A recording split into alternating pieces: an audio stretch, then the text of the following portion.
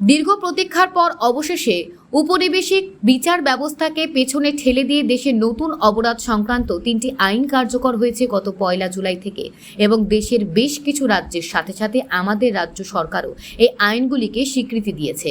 কিন্তু এ নিয়ে কংগ্রেস, তৃণমূল সহ ইন্ডিয়া জোটের বিভিন্ন শরিকেরা ইতিমধ্যে প্রবল আপত্তি জানিয়েছেন এবং এই নতুন আইনকে অবিলম্বে বাতিল করার জন্য প্রবল দাবি জানিয়েছেন। কিন্তু সরকারের পক্ষ থেকে এখনো পর্যন্ত প্রণীত 3টি আইনকে প্রত্যাহার করার কথা কোনোভাবেই ভাবছে না।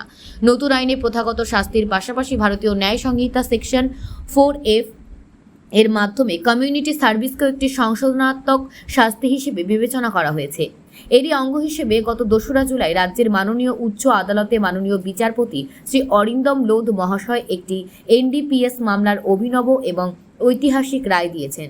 উল্লেখ্য, গত 15/4/2024 তারিখে বীরগঞ্জ থানায় NDPS অ্যাক্টের অধীনে একটি সৌমোটো মামলা রুজু হয়, যেটির নাম্বার হল বীরগঞ্জ PS কেস নাম্বার 10/24। উক্ত মামলায় হেরোইন রাখা এবং বিক্রি করার অভিযোগে শ্রী জীবনজয় ত্রিপুরা এবং সেলিনজয় ত্রিপুরা নামে 2 যুবককে পুলিশ গুন্ডাছড়া অমরপুর রোডস্থিত বাবুসাই থেকে গ্রেপ্তার করে। পরবর্তীতে উক্ত ব্যক্তিরা উচ্চ আদালতে জামিনের জন্য প্রার্থনা করে, যার নম্বর হল BA 36/2024। দেখুন, আমরা জানি যে আমাদের আইনগুলো নতুনভাবে, ক্রিমিনাল আইনগুলো নতুনভাবে হয়েছে। IPC, CRPC এভিডেন্স, এটাকে আমরা নতুনভাবে লেখা হয়েছে। আমাদের সরকার ভারতীয় ন্যায় সংহিতা, ভারতীয় নাগরিক সুরক্ষা সংহিতা এবং ভারতীয় সাক্ষ্য অধিনিয়ম, এই 3টে নামে অবহিত করেছে।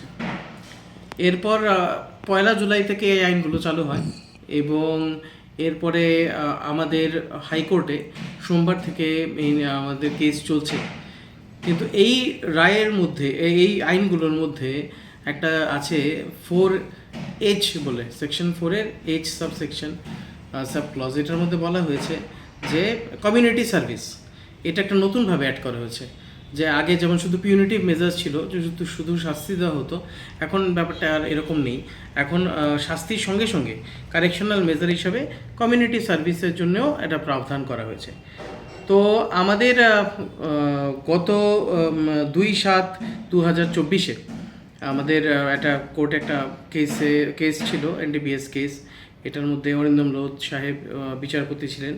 তো এই কেসটা করেছিলেন জীবনজয় ত্রিপুরা এবং সেলেনজয় ত্রিপুরা নামে 2জন ব্যক্তি। তাদের সঙ্গে হিরোইন ছিল, ওরা NDPS অ্যাক্টে ওদের ধরা হয় এবং ওদের জন্য বেল পিটিশন করা হয় উচ্চ আদালতে। বেল পিটিশনটি করেন মাননীয় সিনিয়র আইনজীবী সুব্রত সরকার মহোদয়। এবং এই বেল পিটিশন শুনানি চলাকালীন আমাদের মাননীয় বিচারপতি অরিন্দম লোধ সাহেব বলেন যে যেহেতু কমিউনিটি সার্ভিসও এখন আমাদের এই বিচার প্রক্রিয়ার একটা অন্তর্গত অঙ্গ, তো সেই হিসাবে একটা ইনোভেটিভ রায় উনি দেন। উনি বলেন যে এই কেসটার মধ্যে যারা আসামি রয়েছেন, মানে জীবনজয় ত্রিপুরা এবং সেলেনজয় ত্রিপুরা, তাদের বাড়ির লোকদের বলা হয় যে তারা যেন আগামী 1 মাস কমিউনিটি সার্ভিসের অঙ্গ হিসাবে ওনারা যেন ড্রাগের বিরুদ্ধে একটা ক্যাম্পেনিং করেন, অ্যান্টি ড্রাগ ক্যাম্পেনিং ওনাদের গ্রামে এবং ওনাদের মহকুমার মধ্যে যেন করেন। এবং এর জন্যে ওনারা সাধারণ প্রশাসন থেকে, পুলিশ প্রশাসন থেকে, সবার থেকে ওনারা কোঅপারেশন পাবেন। এবং 1 মাস এটা করার পরে এবং ওনাদের বলা হয়েছে যেন 2 পরিবারের ব্যক্তিরা বিভিন্ন গ্রামের বিভিন্ন মুরব্বী যারা রয়েছেন তাদের সঙ্গে মত বিনিময় করেন, যারা ইয়াং জেনারেশন যারা আছেন, যারা মূলত ড্রাগের দিকে ধাবিত হচ্ছে, তাদের সঙ্গে কথা বলে এবং একটা অ্যাওয়ারনেস যেন ছড়ায়। এবং এটা পুরোটা ভিডিওগ্রাফ এবং ফটোগ্রাফ থাকবে।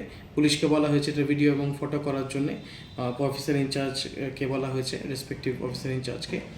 তো এবং পুরো বিষয়টাকে আলাদা আলাদাভাবে DM, SDM, BDO এবং পুলিশকে বলা হয়েছে এবং প্যারালিগাল ভলান্টিয়ার্স যারা রয়েছে ওখানে, তাদের বলা হয়েছে এটাকে অবজারভেশনে রাখতে এবং কোঅপারেট করতে ফ্যামিলিদের সাথে। এবং তারপর 1 মাস পরে আগামী 4 তারিখ এই রিপোর্ট জমা হবে। প্রত্যেকটা অথরিটি নিজের আলাদা আলাদা রিপোর্ট মাননীয় উচ্চ আদালতে জমা দেবেন এবং সেই রিপোর্টগুলো দেখার পরে কেমন ক্যাম্পেনিং চলছে, ওরা কেমন করেছে, সেটা দেখার পরে এই বেল পিটিশনটাকে আবার নতুন করে হিয়ারিং হবে। তখন মেরিটে এই বেল পিটিশনটাকে ডিসপোজ করা হবে। তো এই যে একটা রায়, এটা কিন্তু আমাদের এটা রাজ্যে তো প্রথম, একদম খুবই ভালো এবং এটা খুবই অভূতপূর্ব রায়।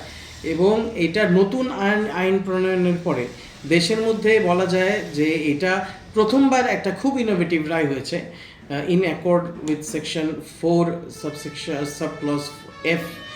এবং যদিও এরম ধরনের রায় আমরা অন্যান্য হাইকোর্টের, অন্যান্য রাজ্যের হাইকোর্টের থেকে আমরা মাঝে মাঝে দেখেছি, কিন্তু রাজ্যে এটা প্রথম। এবং আমরা ধন্যবাদ জানাই মাননীয় বিচারপতি মহাশয়কে এবং আমাদের উচ্চ ন্যায়ালয়কে এরকম একটা রায় দেওয়ার জন্যে। পাশাপাশি সিনিয়র অ্যাডভোকেট যিনি আছেন সুব্রত সরকার, ওনাকেও ধন্যবাদ জানাই। ওনার সঙ্গে অ্যাসিস্ট করেছেন আয়েশা সাহা হীরাবাত, উনিও ওনার সঙ্গে অ্যাসিস্ট করেছেন, ওনাকেও আমরা ধন্যবাদ জানাই যে এই যে একটা কনস্ট্রাকটিভ রায় হয়েছে, এটার মধ্যে প্রসিকিউশন নিজের কথা বলেছে, সুব্রত সরকার নিজের